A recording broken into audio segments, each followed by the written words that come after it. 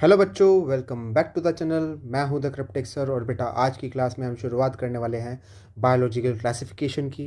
और सबसे पहले हम यहां पर बात करेंगे किंगडम सिस्टम ऑफ क्लासिफिकेशन के बारे में। तो चलिए शुरू करते हैं। तो बेटा जब हम बात करें बायोलॉजिकल क्लासिफिकेशन के बारे में तो इस चैप्टर में हम ये देखेंगे कि किस तरीके से हमने डिफरेंट लिविंग ऑर्गेनिजम्स को डिफरेंट डिफरेंट कैटेगरीज में बांटा है। देखिए, जो टर्म क्लासिफिकेशन है ये इंसानों के लिए कोई नई चीज़ नहीं है। हम बहुत टाइम से ये करते आ रहे हैं, लेकिन जो हमारा पुराना क्लासिफिकेशन था वो यूजेस पर बेस्ड था। ठीक है। फॉर एग्जांपल, अगर हम किसी चीज़ को खाने के लिए यूज़ कर रहे हैं तो उसको एडेबल्स वाली कैटेगरी में डाल देंगे। किसी चीज़ को पहनने के लिए यूज़ कर रहे हैं तो उसको हम वेरेबल्स वाली कैटेगरी में डाल देते थे। और ये जो क्लासिफिकेशन था वो साइंटिफिक क्लासिफिकेशन नहीं था। ठीक है। तो उसके बाद एक साइंटिस्ट आता है बेटा जिसका नाम है एरिस्टोटल। और ये पहली बार कोई साइंटिफिक अटैम्प्ट लेता है ऑर्गेनिज्म को क्लासीफाई करने के लिए। So he took the first scientific attempt to classify organisms. और इन्होंने क्या किया, इन्होंने जितने भी लिविंग ऑर्गेनिजम्स थे उसको दो कैटेगरीज में डिवाइड कर दिया। एक का नाम रखा प्लांट और दूसरी कैटेगरी का नाम रखा एनिमल्स। अब इन्होंने क्या करा बेटा कि प्लांट्स को फर्दर और तीन कैटेगरीज में डिवाइड करा, हर्ब, श्रब एंड ट्री। और ये जो क्लासिफिकेशन था वो किस बेसिस पे था बेटा, ये क्लासिफिकेशन बेस्ड था मॉर्फोलॉजी पे। मॉर्फोलॉजी की बाहर से दिखने में ऑर्गेनिज्म कैसा है। उसी तरीके से बेटा इन्होंने एनिमल्स को भी दो कैटेगरीज में डिवाइड करा, एक एनाइमा और दूसरा इनाइमा। और ये किसके बेसिस पे था कि रेड ब्लड सेल्स जो हैं वो प्रेजेंट हैं या फिर एब्सेंट है। अगर हम बात कर रहे हैं बेटा एनाइमा की तो यहाँ पे रेड ब्लड सेल्स जो होती हैं वो एब्सेंट होती हैं। लेकिन अगर हम बात कर रहे हैं इनाइमा की तो यहाँ रेड ब्लड सेल्स क्या हैं बेटा, यहाँ रेड ब्लड सेल्स प्रेजेंट होती हैं। तो सिंपल सी बात है। ठीक है। तो ये जो क्लासिफिकेशन सबसे पहली बार दिया था इस तरीके का वो दिया था एरिस्टोटल ने। और इसके बाद इंट्रोड्यूस किए गए थे किंगडम सिस्टम ऑफ क्लासिफिकेशंस।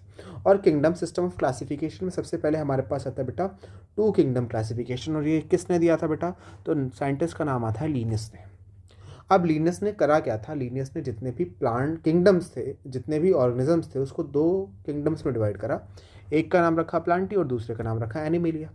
अब इन किंगडम्स को बनाने के पीछे का कोई क्राइटेरिया तो होगा। यस, क्राइटेरिया था। क्या क्राइटेरिया यूज़ किया, तो बहुत सारे क्राइटेरिया थे लेकिन उसमें सबसे मेजर क्राइटेरिया जो था that was the cell wall. अब हम सब जानते हैं कि प्लांट्स में सेल वॉल होती है लेकिन एनिमल्स में सेल वॉल नहीं होती। तो किस किस ऑर्गेनिज्म को उन्होंने प्लांटी में रखा और किस किस को एनिमिलिया में डाला, तो देख लो बेटा। Bacteria, blue green algae, fungi, algae जैसे कि क्या क्या बेटा, क्लोरेला, क्लेमाइडोमोनास, स्पायरोगैरा, ब्रायोफाइट्स जिसमें मॉस आ जाता है बेटा, टेरिडोफाइट जिसमें फर्न आ जाता है, जिम्नोस्पर्म्स और एंजियोस्पर्म्स, इन सभी को उठा के प्लांटी में डाल दिया। दूसरी तरफ अगर हम बात करें बेटा कि एनिमिलिया में किस किस को डाला, तो वर्टिब्रेट्स जितने थे एनिमिलिया में डाल दिए, इनवर्टिब्रेट्स जो थे एनिमिलिया में डाल दिए, प्रोटोजोन्स जैसे कि अमीबा, पेरिमीशियम में भी कहाँ डाल दिए बेटा, एनिमिलिया में डाल दिए। लेकिन इसका कुछ ना कुछ ड्रॉबैक तो होगा। क्या ड्रॉबैक था, देखो अगर आप यहाँ देखें ध्यान से तो बैक्टीरिया की बात कर लो, ब्लू ग्रीन एल्गी की बात कर लो, अगर एल्गी में क्लोरेला देख लो और बेटा क्लेमाइडोमोनास देख लो, तो ये सारी के सारे ऑर्गेनिज्म जो भी मैंने बताया है, bacteria, blue green algae, chlorella and Chlamydomonas, ये सब यूनिसेलुलर ऑर्गेनिजम्स हैं। लेकिन इसके अलावा जितने भी बाकी बचे हुए हैं वो सारे मल्टीसेलुलर हैं। तो पहला ड्रॉबैक तो यही हो गया कि इन्होंने क्या करा बेटा, यूनिसेलुलर ऑर्गेनिजम्स को मल्टी सेलुलर ऑर्गेनिजम्स के साथ रख दिया, जो कि नहीं रखना चाहिए था, अलग अलग करना चाहिए था। दूसरा, अब दूसरा क्या है बेटा ड्रॉबैक, अगर आप यहाँ पर ध्यान से देखो तो बैक्टीरिया, एक तरफ बैक्टीरिया है और दूसरी तरफ ब्लू ग्रीन एल्गी, ये दोनों प्रोकैरियोटिक ऑर्गेनिजम्स होते हैं। बाकी fungi, algae, bryophytes, pteridophytes, gymnosperms, angiosperms, ये सारे यूकैरियोटिक ऑर्गेनिजम्स हैं। तो दूसरा ड्रॉबैक ये निकला कि प्रोकैरियोटिक ऑर्गेनिजम्स को यूकैरियोटिक ऑर्गेनिजम्स के साथ रख दिया।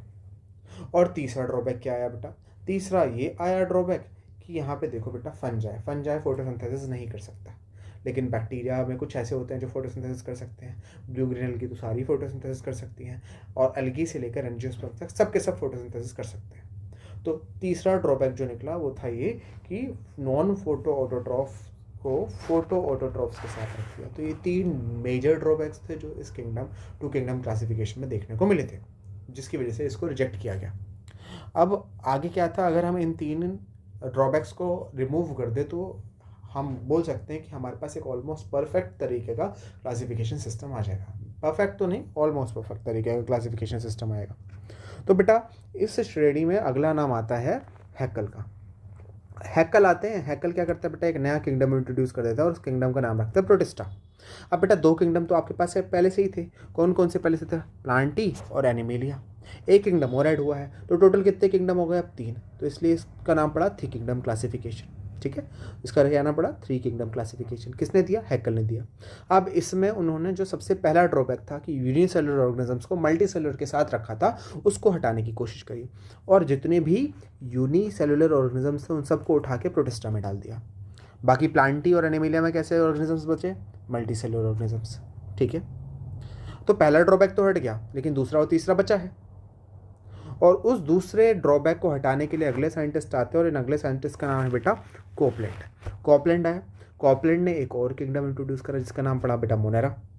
कोपलैंड ने जो इंट्रोड्यूस करा किंगडम वो था मोनेरा, लेकिन पहले से हमारे पास क्या थे, प्रोटिस्टा, प्लांटी और एनिमेलिया। 3 किंगडम हमारे पास पहले से थे, एक नया आया, तो बेटा इससे मिलकर बना क्या, 4 किंगडम क्लासिफिकेशन। और इन्होंने क्या करा, जितने भी प्रोकैरियोटिक ऑर्गेनिजम्स थे उन सबको मोनेरा में रख दिया, बाकी सब में यूकैरियोटिक ऑर्गेनिजम्स बचे। ठीक है, तो अब प्रोकैरियोटिक ऑर्गेनिजम्स को यूकैरियोटिक ऑर्गेनिजम्स से अलग भी करा जा चुका था और ये काम किया कोपलैंड ने। ठीक है, अब वो जो हमारा लास्ट ड्रॉबैक बचा था कि फंजाई जो कि नॉन फोटोसिंथेटिक होता है उसको बाकी सभी फोटोसिंथेटिक ऑर्गेनिजम्स के साथ रखा था, उस ड्रॉबैक को रिमूव करने के लिए आते हैं बेटा एक बहुत ही फेमस साइंटिस्ट जिसका नाम है आर.एच. विटेकर।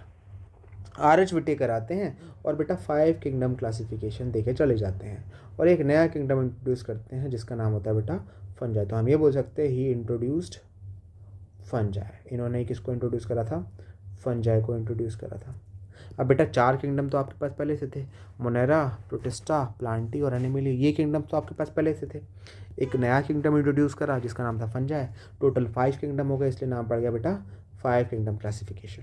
ठीक है, अब जब ये 5 किंगडम क्लासिफिकेशन की बात आप कर रहे हो तो उस समय पे क्या क्राइटेरिया यूज़ करें इन 5 किंगडम्स को डिस्क्राइब करने के लिए, तो बेटा 5 इंपॉर्टेंट क्राइटेरिया हैं, जिसमें एक है, पहला है बेटा सेल का स्ट्रक्चर, मतलब सेल प्रोकैरियोटिक है या यूकैरियोटिक है। दूसरा है बॉडी ऑर्गेनाइजेशन, मतलब कि ये यूनिसेलुलर ऑर्गेनिजम्स है कि मल्टीसेलर है। तीसरा है मोड ऑफ न्यूट्रिशन, मतलब ऑटोट्रॉफिक है या हेटरोट्रॉफिक है, दोनों तरीके के मोड देखने को मिलते हैं। उसके बाद होता है रिप्रोडक्शन की, किस तरीके से रिप्रोड्यूस कर रहा है, सेक्सुअल, एसेक्सुअल, पैरासेक्सुअल, किस तरीके से कर रहा है। और लास्ट और सबसे इम्पोर्टेंट जो होता है दैट इज़ फाइलोजेनी। और फाइलोजेनी क्या है, it is evolutionary relationship, evolutionary relationship, evolutionary relationship. ठीक है, रिलेशनशिप। तो बेटा ये बता रहा है कि अलग अलग ऑर्गेनिजम्स किस तरीके से एक दूसरे के साथ रिलेटेड है, इवोल्यूशनरी मैनर में किस तरीके से एक दूसरे के साथ रिलेटेड है, आप बोल सकते हो, ये बता रहा है।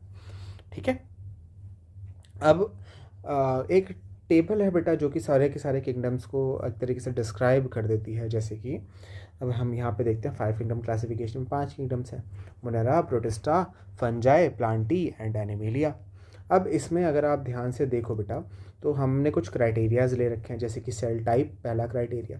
अब सेल टाइप में मोनेरा प्रोकैरियोटिक होता है और बाकी सारे के सारे किंगडम्स जो हैं उसमें यूकैरियोटिक ऑर्गेनिजम्स आते हैं। दूसरा हमने क्राइटेरिया लिया है बेटा न्यूक्लियर मेम्ब्रेन। अब बेटा जो प्रोकैरियोटिक ऑर्गेनिजम्स है उसमें न्यूक्लियर मेम्ब्रेन तो होगी नहीं, और जितने यूकैरियोटिक ऑर्गेनिजम्स हैं उन सब में न्यूक्लियर मेम्ब्रेन होनी चाहिए, तो प्रेजेंट है। तीसरा क्राइटेरिया यहाँ पे यूज़ किया गया बेटा सेल वॉल। अब सेल वॉल कहीं है कहीं नहीं है, अगर है तो किस चीज़ की बनी हुई है, तो बेटा मोनेरा में होती है, पेप्टाइडोग्लाइकन की बनी होती है। प्रोटिस्टा में कुछ में होती है, कुछ में नहीं होती है। फंजाई में होती है तो काइटिन की बनी होती है। प्लांटी में होती है तो सेलुलोज की बनी होती है। एनिमेलिया में तो होती ही नहीं है। उसके बाद हम बात करते हैं बॉडी ऑर्गेनाइजेशन की, कि बॉडी ऑर्गेनाइजेशन या लेवल ऑफ ऑर्गेनाइजेशन क्या है। तो अगर आप मोनेरा और प्रोटिस्टा की बात करो तो इसमें सभी यूनिसेलुलर ऑर्गेनिजम्स आते हैं, लेकिन फंजाई की बात करो तो मल्टी सेलुलर ऑर्गेनिजम्स आते हैं, लेकिन वो टिश्यू लेवल तक ही पहुंच पाते हैं। प्लांटी में भी मल्टी सेलुलर हैं, लेकिन वो मैक्सिमम ऑर्गन लेवल तक पहुंच पाता है। और एनिमेलिया में भी मल्टी सेलुलर ऑर्गेनिज्म है, लेकिन वो ऑर्गन सिस्टम लेवल तक पहुंचता है। ठीक है, और जो next criteria that is mode of nutrition. अगर हम मोनेरा की बात करो तो यहाँ ऑटोट्रॉफिक ऑर्गेनिजम्स देखने को मिलते हैं, हेटरोट्रॉफिक, दोनों तरीके के ऑर्गेनिजम्स देखने को मिलते हैं। अब मोनेरा ऑटोट्रॉफिक में भी यहाँ पे फोटो ऑटोट्रॉफिक भी दिखते हैं और कीमो ऑटोट्रॉफिक भी दिखते हैं। हेटरोट्रॉफिक में पैरासिटिक दिखेंगे और सैप्रोफिटिक दिखेंगे। ठीक है, इसके अलावा सिम्बायोटिक ऑर्गेनिजम्स भी हो सकते हैं। प्रोटिस्टा में बेटा ऑटोट्रॉफिक ऑर्गेनिजम्स होते हैं जिसमें सिर्फ ऑटोट्रॉफिक होंगे। हेट्रोट्रॉफिक में यहाँ पर बेटा पैरासिटिक आ जाते हैं, सैप्रोफिटिक आते हैं, होलोजोइक मोड ऑफ न्यूट्रिशन आ जाता है। इसके बाद बारी आती है फंजाई की। फंजाई में सारे के सारे हेट्रोट्रॉफिक होते हैं जिसमें पैरासिटिक आएगा, सैप्रोफिटिक आएगा और सिम्बायोटिक फॉर्म्स भी देखने को मिल जाती है। इसके बाद बेटा किंगडम प्लांटी के बारे में आज बात कर लेते हैं। प्लांटी जो होती हैं सारी की सारी ऑटोट्रॉफिक होती हैं जिसमें फोटो ऑटोट्रॉफिक ऑर्गेनिजम्स ही आते हैं। किंगडम एनिमिलिया की अगर बात कर ले तो बेटा वहाँ पे सारे के सारे हेट्रोट्रॉफिक होंगे जिसमें आप पैरासिटिक देख पाओगे, सैप्रोफिटिक देख पाओगे एंड सिम्बायोटिक फॉर्म्स देख पाओगे। तो एक टेबल है जो कि बेटा आपको याद रखनी है। इसके बाद अब अगर हम 2 किंगडम क्लासिफिकेशन को 5 किंगडम क्लासिफिकेशन से कंपेयर करें तो हमें एक स्पेसिफिक एस्पेक्ट में अब कंपेयर करना है, जैसे जो क्या है कि 2 किंगडम में 2 ही किंगडम थे, प्लांटी और एनिमिलिया। अब प्लांटी में एल्गी को रखा था, हमें सबको पता है, और एल्गी में किस किस को रखा था, क्लोरेला, क्लेमाइडोमोनास एंड स्पायरोगैरा को रखा था। बट बात ये थी कि जो क्लोरेला होता है वो यूनिसेलुलर होता है, क्लेमाइडोमोनास होता है वो यूनिसेलुलर होता है, स्पायरोगैरा कैसा है बेटा, स्पायरोगैरा मल्टी सेलुलर है। दूसरी तरफ प्रोटोजोन्स जो हैं उसमें अमीबा और पैरामीशियम में दोनों यूनिसेलुलर ही होते हैं। प्रोटोजोन सारे के सारे यूनिसेलुलर ऑर्गेनिजम्स होते हैं, ठीक है। तो जब हम 2 किंगडम क्लासिफिकेशन की बात करें तो क्लोरेला, क्लेमाइडोमोनास जैसी यूनिसेलुलर एल्गी को प्लांटी में रखा है, लेकिन अमीबा, पैरामीशियम जैसे प्रोटोजोन्स को एनिमिलिया में रखा है। लेकिन जब हम यही बात करते हैं 5 किंगडम क्लासिफिकेशन में तो बेटा देखो क्लोरेला, क्लेमाइडोमोनास, अमीबा, पैरामीशियम जो कि प्रोटोजोन्स हैं, इन सबको उठा के कौन से किंगडम में रख दिया बेटा, तो आप सबको दिख रहा होगा बेटा, इन सबको उठा के किंगडम प्रोटिस्टा में रख दिया है, ठीक है। तो यहाँ पर क्या हुआ है कि 5 किंगडम क्लासिफिकेशन में जो किंगडम प्रोटिस्टा है वो क्लोरेला, क्लेमाइडोमोनास को उठाकर किसके साथ ले आया, अमीबा, पैरामीशियम के साथ, जो कि 2 किंगडम क्लासिफिकेशन में अलग अलग थे, ठीक है। अब यहाँ पे अगर हम बाकी भी चीज़ें देख लें बेटा, जैसे कि किंगडम मोनेरा में हमारे पास क्या क्या है, तो बैक्टीरिया है, साइनोबैक्टीरिया है। प्रोटिस्टा में क्लोरेला, क्लेमाइडोमोनास तो है ही, साथ में डेस्मिड आ जाएगा, डायटम आ जाएगा, डायनोफ्लैजिलेट्स आ जाएंगे, यूग्लिनोड्स आ जाएंगे, स्लाइम मोल्ड आ जाएगा। फंजाई में सारी की सारी एल्गी आ जाती है, सारी की सारी फंजाई आती है, ईस्ट भी इंक्लूड हो जाता है उसमें। किंगडम प्लांटी में हमारे पास एल्गी आ जाएगा जिसमें स्पायरोगैरा, जितनी मल्टी सेलुलर एल्गी है वो सारी किंगडम प्लांटी में उठा के रखती है, ठीक है। ब्रायोफाइट्स आ जाएंगे, टेरिडोफाइट्स आ जाएंगे, जिम्नोस्पर्म्स आ जाएंगे, एंजियोस्पर्म्स आ जाएंगे। एनिमेलिया में आपके पास वर्टिब्रेट्स आ जाएगा और क्या आ जाएगा बेटा, इनवर्टिब्रेट्स आ जाएगा, ठीक है। तो ये 2 किंगडम को 5 किंगडम से कंपेयर करने के बाद हमें ये पता चला। अब अगर हम आगे बढ़े और आगे देखें तो बेटा नेक्स्ट जो हमारे पास system kingdom system of classification आता है दैट इज 6 किंगडम क्लासिफिकेशन। अब ये 6 किंगडम क्लासिफिकेशन है वो दिया किसने, कार्ल वूज ने दिया। इसने करा क्या, इसने की सिंपल सी एक चीज़ करी कि मोनेरा को लिया, हमारे पास जो किंगडम मोनेरा था उसको लिया और उसको 2 पार्ट्स में डिवाइड कर दिया। एक पार्ट का नाम रखा आर्केबैक्टीरिया, एक पार्ट का नाम रखा आर्केबैक्टीरिया, और जो दूसरा पार्ट है उसका नाम रख दिया यू बैक्टीरिया। तो एक पार्ट का नाम आर्केबैक्टीरिया और दूसरे पार्ट का नाम क्या रख दिया बेटा, यू बैक्टीरिया नाम रख दिया, ठीक है। तो टोटल हमारे पास कितने किंगडम्स हो गए, 6 किंगडम्स हो गए। कौन कौन से, एक है यू बैक्टीरिया, दूसरा आर्केबैक्टीरिया, तीसरा प्रोटिस्टा, चौथा फंजाई, पांचवा प्लांटी और छठा एनिमेलिया। तो 6 किंगडम्स आपके हमारे पास हो गए, ठीक है। अब कार्ल वूज ने एक और चीज़ कर ली। कार्ल वूज ने क्या करा कि इन सभी ऑर्गेनिज्म में 16S rRNA के सीक्वेंस को स्टडी करा और देखा कि ये जो 6 किंगडम दिए हैं वो आराम से 3 डोमेन्स में कैटेगराइज किए जा सकते हैं। अब देखो बेटा 3 डोमेन्स कौन कौन से हैं आपके पास, बैक्टीरिया है, आर्के है एंड यूकैरिया है। दूसरी तरफ 6 किंगडम्स हैं आपके पास। तो 6 किंगडम्स कौन कौन से थे बेटा, एक है यू बैक्टीरिया, दूसरा आर्के बैक्टीरिया, तीसरा प्रोटिस्टा, चौथा फंजाई, पांचवा प्लांटी और छठा एनिमिलिया, ठीक है। अब यहाँ पर हमने बोला है कि 6 किंगडम को 3 डोमेन में आराम से लाया जा सकता है। तो ये जो यू बैक्टीरिया वाला किंगडम है ये बैक्टीरिया डोमेन में आ गया, आर्के बैक्टीरिया वाला किंगडम आर्के डोमेन में आ गया, और बाकी के जो बचे हुए किंगडम्स हैं जिसमें आ जाए प्रोटिस्टा, और आता है बेटा फंजाई, और आता है बेटा प्लांटी, और आता है एनिमिलिया, इन सब को उठा के कहाँ रख दिया, यूकैरिया में रख दिया, ठीक है।